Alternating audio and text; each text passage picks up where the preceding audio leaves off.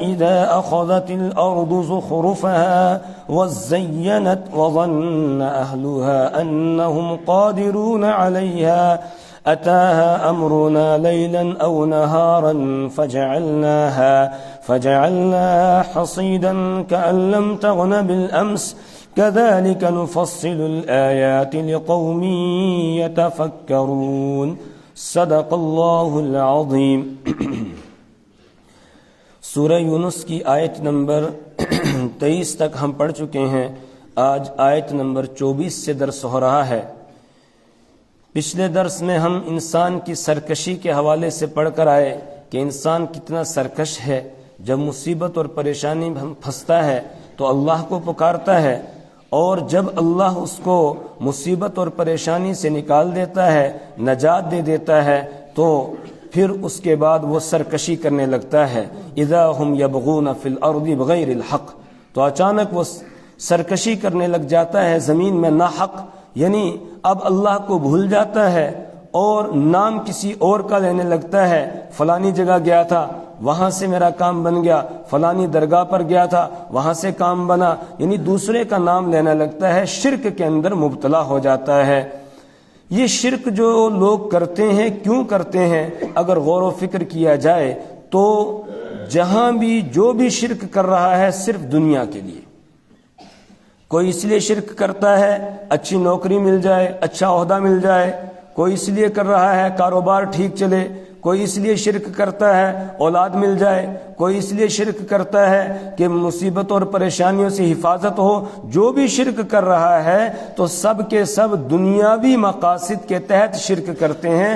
کبھی کوئی اس لیے شرک نہیں کرتا ہے کہ آخرت میں بھی اس کا کچھ کام بن جائے، وہاں جنت مل جائے۔ کسی کو بھی آپ نہیں دیکھیں گے، کسی زیارت کے باہر آپ کھڑے ہو جائیں، جو بھی وہاں آنے والے ہیں کسی سے بھی پوچھیں کیوں یہاں آئے ہیں، کوئی اپنا کوئی مصیبت بیان کرے گا، کوئی پریشانی اور بتائے گا، کوئی کچھ اور بتائے گا، کوئی کچھ بتائے گا۔ ایک بھی آپ کو نہیں ملے گا کہ میں اس لیے آ رہا ہوں کہ مجھے تاکہ آخرت میں آسانی ہو جائے، جنت مل جائے۔ نہیں، دنیا کی خاطر ہی شرک ہوتا ہے۔ اس لیے آگے اللہ تبارک و تعالیٰ دنیا کی زندگی کی مثال بیان فرما رہے ہیں کہ جس دنیا کے پیچھے پڑ کے تم اپنی آخرت کو تباہ کر رہے ہو، برباد کر رہے ہو اور شرک کے اندر مبتلا ہو رہے ہو، کبھی غور بھی کیا ہے اس دنیا کی زندگی پر؟ دنیا کی زندگی اور دنیا کے اندر پائی جانے والی جتنی چیزیں ہیں یہ سب ناپائیدار ہیں، یہ سب ختم ہونے والی ہیں، یہ رہنے والی نہیں ہے۔ تو جو چیز ختم ہونے والی ہے اس کے پیچھے پڑ کے تم اپنی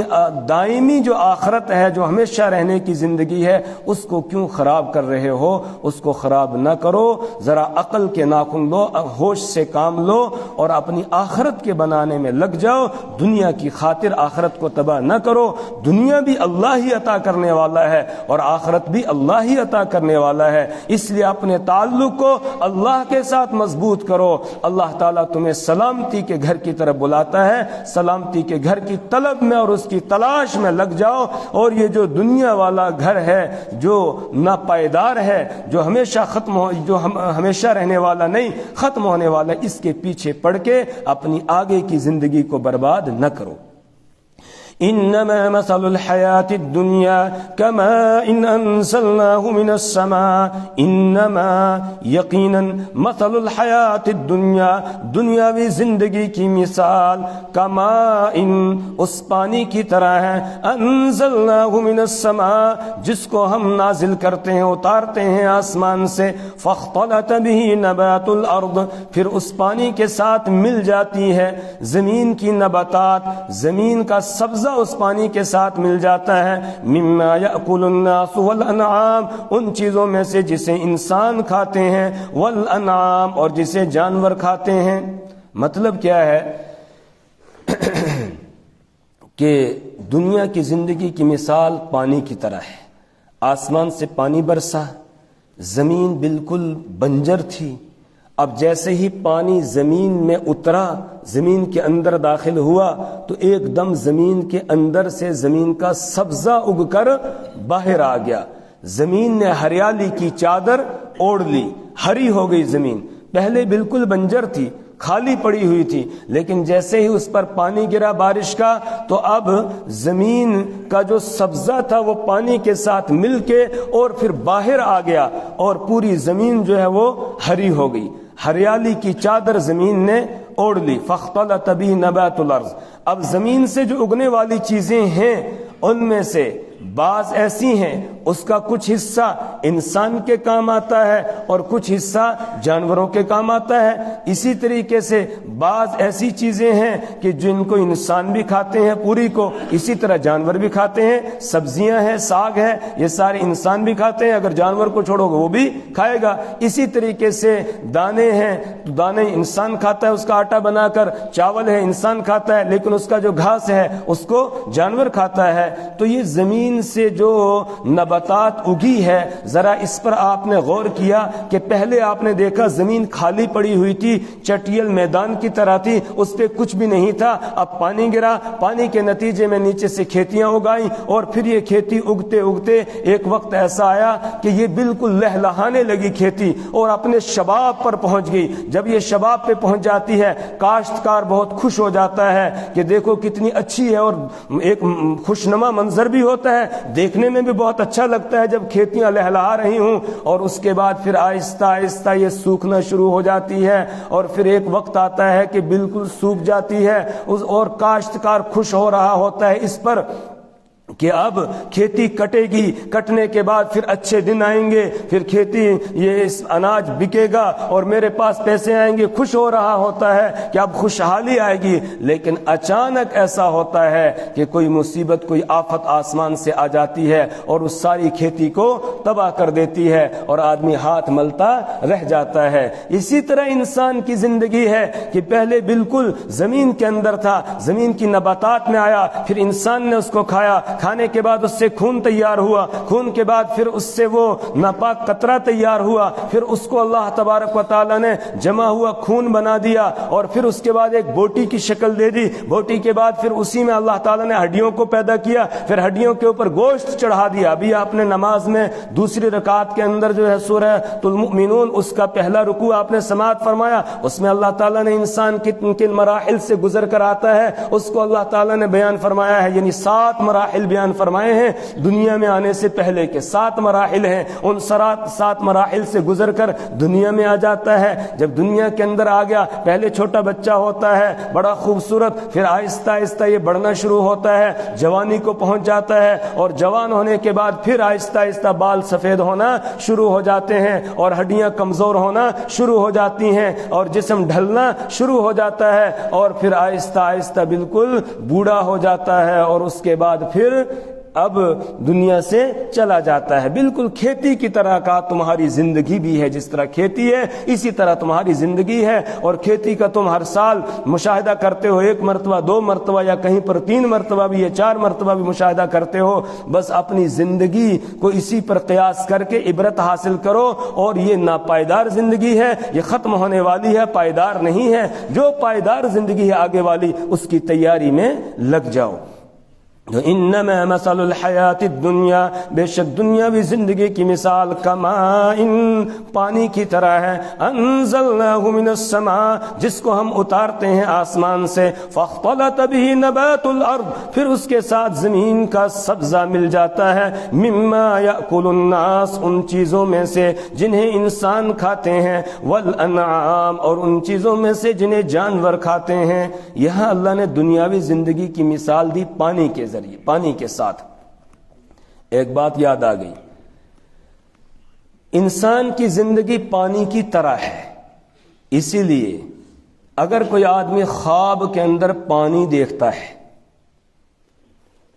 تو جس طرح کا پانی وہ دیکھے گا اسی طرح اس کی زندگی ہوتی ہے۔ اگر زیادہ پانی دیکھے گا تو اس کا مطلب زندگی بھی زیادہ ہے، کم پانی دیکھ رہا ہے تو زندگی کم ہے، صاف ستھرا پانی دیکھ رہا ہے تو زندگی بھی صاف ہے، اور اگر گندا پانی دیکھ رہا ہے جیسے سیلاب کا پانی ہوتا ہے مٹی والا تو اس کا مطلب پریشانیوں کے ساتھ گھری ہوئی ہے۔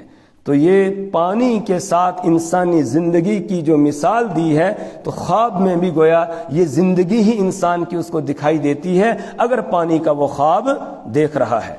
رسول پاک صلی اللہ علیہ وسلم ارشاد فرماتے ہیں کہ میں نے خواب میں دیکھا ایک کنواں ہے اور میں اس میں سے ڈول بھر بھر کے پانی نکال رہا ہوں،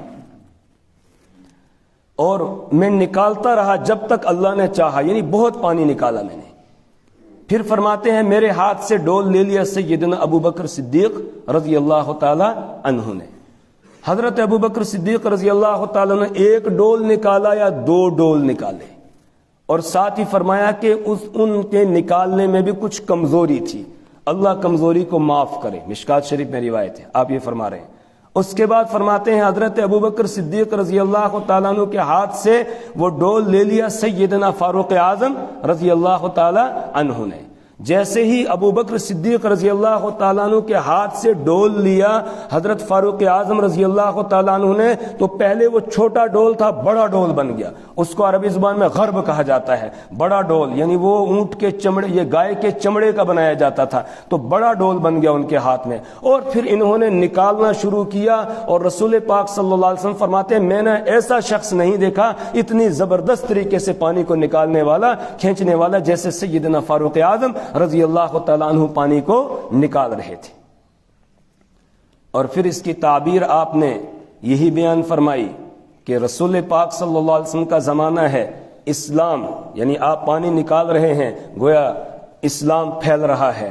پھر سیدنا فاروق اعظم رضی اللہ عنہ کا زمانہ آتا ہے، مختصر زمانہ ہے، 2 سال صرف ان کی خلافت رہی ہے، اور اس میں بھی ارتداد کا فتنہ ہے، کہیں مانعین زکوٰۃ کا فتنہ ہے، اور بہت سارے فتنے جو ہے وہ رونما ہوئے، وہ ان فتنوں کے دبانے میں لگے رہے، اور پھر جب فتنے دب گئے، اب حالات سازگار ہو گئے تو وہ چلے گئے، اور سیدنا فاروق اعظم رضی اللہ تعالیٰ عنہ کی خلافت قائم ہوئی، اور اس کے بعد انہوں نے سیدنا فاروق اعظم رضی اللہ تعالیٰ عنہ نے اب اسلام کی دعوت کو عام کرنا شروع کیا۔ جب رسول پاک صلی اللہ علیہ وسلم کا وصال ہوا، آپ کی وفات ہوئی، اس وقت زیادہ سے زیادہ تعداد یہی تھی، 3-4 لاکھ کے لوگ، قریب لوگ مسلمان تھے، اور جب سیدنا فاروق اعظم رضی اللہ تعالی عنہ دنیا سے تشریف لے گئے، ان کی وفات ہوئی، ان کا وصال ہوا، تو اس وقت تقریباً 6 کروڑ لوگ مسلمان ہو چکے تھے، اتنے لوگ مسلمان ہوتے ہیں۔ اسلام کی دعوت کا دائرہ بہت وسیع ہو گیا، اور بڑا کام کیا، کئی ہزار جامع مسجدیں بنوائی، کئی ہزار جو محلہ مسجد ہوتی ہیں یہ انہوں نے تعمیر کروائی۔ اسی طریقے سے مساجد میں جو یہ چٹائیوں کا طریقہ ہے یہ بھی سیدنا فاروق اعظم رضی اللہ تعالیٰ عنہ نے شروع کیا۔ ان سے پہلے خالی زمین کے اوپر نماز پڑھی جاتی تھی، لیکن اس میں تکلیف ہوتی تھی لوگوں کو، تو سیدنا فاروق اعظم رضی اللہ تعالیٰ عنہ نے مساجد کے اندر چٹائیاں بچھوائیں۔ اسی طریقے سے مساجد کے اندر روشنی کا انتظام نہیں ہوتا تھا، رسول پاک صلی اللہ علیہ وسلم کے زمانے میں مسجد نبوی کے اندر چراغ نہیں جلا ہے، اندھیرے ہی میں لوگ نماز پڑھا کرتے تھے۔ سیدنا فاروق اعظم رضی اللہ تعالیٰ عنہ کے زمانے میں مساجد کے اندر یہ روشنی کا بھی انتظام کیا گیا۔ ایک مرتبہ حضرت تمیم داری رضی اللہ تعالیٰ عنہ تشریف لا رہے تھے مسجد میں، مسجد نبوی میں، کسی آدمی کے ساتھ ٹکر لگ گئی، تہجد میں پڑھتے تھے لوگ، پھر آگے نکلے ایک اور کے ساتھ ٹکر لگ گئی، تو انہوں نے وہیں سے واپس گئے، ایک چراغ لایا اور محراب کے پاس 1-2 پتھر رکھے، ان کے اوپر وہ چراغ رکھ دیا۔ فاروق اعظم رضی اللہ تعالیٰ عنہ نماز کے وقت جب نماز پڑھانی تھی اس وقت تشریف لائے تو دیکھا مسجد میں آج روشنی ہے، تو بلند آواز سے کہا من وضعها ها هنا، یہ چراغ یہاں کس نے رکھا ہے؟ حضرت تمیم داری رضی اللہ تعالیٰ عنہ ڈر گئے، انہوں نے سوچا پتہ نہیں میں نے غلط کر دیا۔ فاروق اعظم رضی اللہ تعالیٰ عنہ پھر جو ہے زوردار آواز سے پوچھا من وضعها هنا، یہ یہاں کس نے رکھا ہے؟ پھر نہیں بولے وہ، پھر یہ کہا نور اللہ قبرہ من نور مساجدنا، اللہ اس کی قبر کو منور کرے جس نے ہماری مسجد کو روشن کیا ہے، اللہ اس کی قبر کو روشن کرے۔ اب جب دعائیہ جملہ کہا تو حضرت تمیم داری رضی اللہ تعالیٰ عنہ کھڑے ہوئے اور کہا حضرت میں نے رکھا ہے، اب بتایا کہ میں نے یہ رکھا ہے۔ اس کے بعد فاروق اعظم رضی اللہ تعالیٰ عنہ تمام مساجد کے اندر روشنی رکھنے کے لیے حکم دیا اور مساجد میں روشنی کا انتظام کیا۔ تو اسلام کا دائرہ پھیل گیا. بہت سارے کام حضرت فاروق اعظم رضی اللہ عنہ کے زمانے میں ہوئے. وہ جو پانی نکال رہے تھے گویا یہ پانی نکالنا یہ ان کی حیات کے ساتھ جو ہے وہ جڑا ہوا تھا. تو خواب میں پانی دیکھنا یہ اپنی زندگی کو آدمی کو ہی دیکھتا ہے. جیسے دودھ کا دیکھنا ایسے جیسے علم دیکھنا. خود رسول پاک صلی اللہ علیہ وسلم فرماتے ہیں میں نے خواب میں دیکھا میرے سامنے ایک پیالہ دودھ کا پیش کیا گیا. میں نے اس میں سے پیا جتنا مجھے پینا تھا اور اتنا پیا میں نے بھی کہ ایسا لگ رہا تھا میرے ناخنوں سے جو ہے وہ دودھ باہر نکل رہا ہے. سیرابی ناخنوں سے باہر نکل رہی ہے. پھر جو بچا ہوا تھا وہ میں نے فاروق اعظم رضی اللہ تعالی عنہ کو دے دیا. اور صحابہ نے عرض کیا فما تأولت یا رسول اللہ، یا رسول اللہ آپ نے اس کی کیا تعبیر لی؟ تو آپ نے فرمایا العلم، کہا اس سے میں نے علم کی تعبیر لی ہے. اسی طریقے سے خواب میں اگر کوئی آدمی قمیص کرتا دیکھتا ہے تو یہ اس کے دین کی مثال ہوتی ہے. خواب میں قمیص دیکھنا کرتا دیکھنا یہ دین کی مثال ہے. اگر کوئی آدمی نماز بھی پڑھ رہا ہے سارے کام کر رہا ہے لیکن اپنے آپ کو خواب میں دیکھتا ہے بالکل ننگا ہے تو اس کا مطلب یہ ہے کہ کوئی کام ایسا کر رہا ہے جو اللہ کو پسند نہیں ہے. اس لیے وہ اپنے اعمال کا جائزہ لے اور اس کے بعد کوئی کام اگر خلاف شریعت ہو رہا ہے اس سے توبہ کرے اور اس کو چھوڑ دے. رسول پاک صلی اللہ علیہ وسلم فرماتے ہیں میں نے خواب میں دیکھا بہت سارے لوگوں نے قمیصیں پہنی ہوئی ہیں، کسی کی قمیص یہاں تک ہے، کسی کی یہاں تک ہے، کسی کی اس سے کم ہے. اور فاروق اعظم رضی اللہ تعالیٰ عنہ کو میں نے دیکھا کہ ان کی قمیص جو ہے وہ زمین پر گھسٹ رہی تھی. اتنی بڑی قمیص انہوں نے پہنی ہوئی تھی. رسول پاک صلی اللہ علیہ وسلم سے صحابہ نے عرض کیا یا رسول اللہ فما تأولتا، آپ نے کیا تعبیر اس کی لی؟ تو آپ نے فرمایا کہ اس کی تعبیر ہے الدین، دین سے اس کی تعبیر ہے. جو قمیص دیکھ رہا ہے لباس دیکھ رہا ہے وہ دین کو دیکھ رہا ہے. اگر پورا لباس دیکھ رہا ہے اس کا مطلب جو کر رہا ہے بالکل ٹھیک کر رہا ہے، اس کو کرتا رہے اور اس کے اندر اضافہ کرے. اور اگر دیکھ رہا ہے ننگا دیکھ رہا ہے یا چھوٹی قمیص دیکھ رہا ہے کچھ دیکھ رہا ہے تو اس کا مطلب یہ ہے کہ کوئی گڑبڑ ہے، اس کو ٹھیک کرنے کی کوشش وہ کرے. تو دنیاوی زندگی جو ہے اس کی مثال قرآن کے اندر پانی کے ساتھ دی گئی ہے. لہذا خواب میں پانی کو دیکھنا اپنی زندگی کو دیکھنا ہے. اللہ ہم سب کو صاف ہی پانی دکھائے اور زیادہ دکھائے. حتی اذا اخذت الارض زخرفها، آسمان سے پانی نازل ہوا اترا اور اس کے ساتھ پھر زمین کی نباتات مل گئی، زمین کا سبزہ جو ہے مل گیا. اور اس کے بعد اللہ فرماتے ہیں حتی اذا اخذت الارض زخرفها، یہاں تک کہ جب زمین نے اپنی خوبصورتی کو رونق کو لے لیا. زخرف اصل میں زخرف کے معنی آتے ہیں سنہری کوئی چیز جس پر سونے کا رنگ کر دیا گیا ہو، مزین ملمع سازی کی گئی ہو، اس سے زخرف کو تعبیر کیا جاتا ہے. لیکن یہاں اس سے مراد ہے زمین کی رونق اور خوبصورتی. حتی اذا اخذت الارض زخرفها، یہاں تک کہ جب زمین نے اپنی رونق کو لے لیا یعنی پوری زمین خوبصورت ہو گئی، ہریالی کی چادر اس نے پہن لی. وزینت، اور وہ مزین ہو گئی، وہ سج گئی. وظن اہلها انہم قادرون علیہا، اور زمین کے باشندوں نے یہ خیال کر لیا انہم قادرون علیہا کہ وہ اس پر قدرت رکھنے والے ہیں. اب کھیتی پر قدرت رکھنے والے، اب کھیتی ان کے ہاتھ آئے گی، پھر اچھے دن آ جائیں گے. یہ تصور وہ کر رہے تھے. لیکن کیا ہوتا ہے اتاہا امرنا، تو اچانک آ جاتا ہے اس کھیتی پر امرنا ہمارا حکم، یعنی حکم عذاب آ جاتا ہے. کوئی طوفان، کوئی مصیبت، کوئی آفت آ جاتی ہے، سیلاب آ گیا ساری کھیتی کو بہا کر لے گیا، یا آگ لگ گئی اور ساری کھیتی جل گئی، یا یہ کہ اولے گر گئے اور اس سے جو ہے باغ کے جو پھل تھے وہ سارے تباہ ہو گئے. تو ایسا ہو جاتا ہے. اللہ فرماتے ہیں اتاہا امرنا لیلن، اس کھیتی پر آ گیا ہمارا حکم رات میں، او نہارن، یا دن میں. فجعلناها حصیدا، تو ہم نے اس کو بنا دیا کٹا ہوا، یعنی کٹی ہوئی کھیتی کی طرح ہم نے اس کو بنا دیا، جیسے بالکل ختم ہو گئی. کأن لم تغن بالامس، گویا کہ وہ کل یہاں تھی ہی نہیں. غنی یغنا، غنن اس کے معنی آتے ہیں بسنا. کأن لم تغنا، گویا کہ وہ نہیں بس رہی تھی بالامسی، کل، یعنی کل وہ کھیتی یہاں تھی ہی نہیں. ایسے صاف ہو جاتی ہے زمین، بعض دفعہ سیلاب سارا بہا کر لے جاتا ہے اور لگتا ہی نہیں کہ یہاں پر کھیتی تھی، یہاں کھیت تھے، یہ پتہ ہی نہیں چلتا. اس طرح سیلاب آتا اور سارے کو بہا کر لے جاتا ہے. کأن لم تغن بالامس، گویا کہ یہ کل تھی ہی نہیں.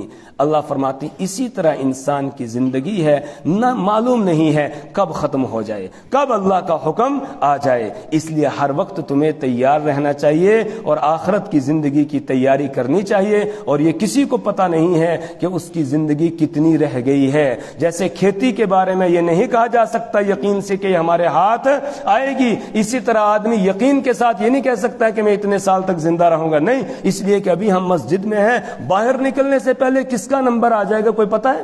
آج کل ایسا ہی ہوتا ہے، اچانک جو ہے وہ ہارٹ اٹیک ہو جاتا ہے، اچانک پتہ ہی نہیں چلتا، آدمی دنیا سے چلا جاتا ہے، حالانکہ بالکل ہٹا کٹا ٹھیک ٹھاک ہوتا ہے. تو کہا ہر وقت تیار رہنا چاہیے. کوئی تندرست یہ نہ سمجھے کہ بیماری آئے گی پھر نمبر چڑھے گا، کوئی جو ہے وہ جوان یہ نہ سمجھے کہ بڑھاپا آئے گا پھر میرا نمبر لگے گا. نہیں، جوان بھی جا سکتا ہے، بچہ بھی جا سکتا ہے، تندرست بھی جا سکتا ہے، اس لیے ہر وقت تیار رہنا چاہیے. كذلك نفصل الآيات لقوم يتفكرون. اسی طرح ہم آیات کو کھول کھول کر بیان کرتے ہیں ان لوگوں کے لیے جو غور و فکر کرتے ہیں. ترجمہ دیکھ لیجئے. انما مثل الحیات الدنیا، بے شک دنیاوی زندگی کی مثال کماء، اس پانی کی طرح ہے، انزلناہ من السماء، اس کو ہم اتارتے ہیں آسمان سے، فاختلط به نبات الارض، پھر اس کے ساتھ مل جاتا ہے زمین کا سبزہ، مما یاکل الناس، ان چیزوں میں سے جنہیں انسان کھاتے ہیں، والانعام، اور ان چیزوں میں سے جنہیں جانور کھاتے ہیں، حتی اذا، یہاں تک کہ جب اخذت الارض زخرفها، زمین اپنی رونق کو لے لیتی ہے، وزینت، اور وہ مزین ہو جاتی ہے، خوبصورت ہو جاتی ہے، سج جاتی ہے، وظن اہلها، اور اس کے باشندے، اس کے رہنے والے وہ خیال کرنے لگتے ہیں، انہم قادرون علیہا، کہ وہ اس پر قدرت رکھنے والے ہیں، اتاہا امرنا، تو اس کھیتی پر یا اس زمین کے سبزے پر آ جاتا ہے ہمارا حکم، لیلاً، رات میں، او نہاراً، یا دن میں، فجعلناہا، تو ہم اس کو بنا دیتے ہیں، حصیداً، کٹی ہوئی کھیتی، کأن لم تغن بالامس، گویا کہ وہ کل یہاں تھی ہی نہیں. کذالک نفصل الآیات لقوم یتفکرون، اسی طرح ہم آیات کو کھول کھول کر بیان کرتے ہیں ان لوگوں کے لیے جو غور و فکر کرتے ہیں. اللہ اپنی کتاب کے ہمیں سمجھ اور فہم عطا فرمائے. اللہ اعمال صالحہ کی توفیق عطا فرمائے، برے اعمال سے اللہ حفاظت فرمائے، مرنے سے پہلے اللہ مرنے کی تیاری کی توفیق عطا فرمائے. سبحان اللہ و بحمدہ، سبحانک اللہم و بحمدک، ونشہد ان لا الہ الا انت